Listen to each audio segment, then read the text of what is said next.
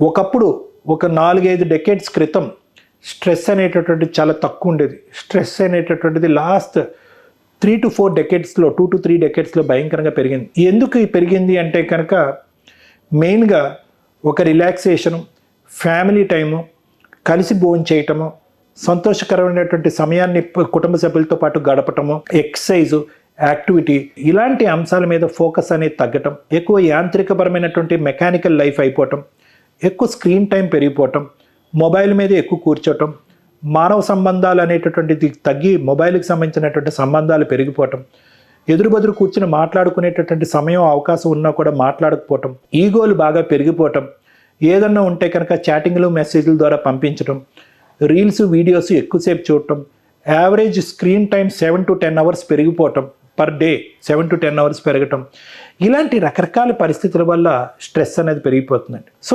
యూజువల్గా ఏంటంటే బీపీ అనుకోండి మనకు తెలుస్తుంది, షుగర్ అనుకోండి టెస్ట్ చేయడం ద్వారా తెలుస్తుంది.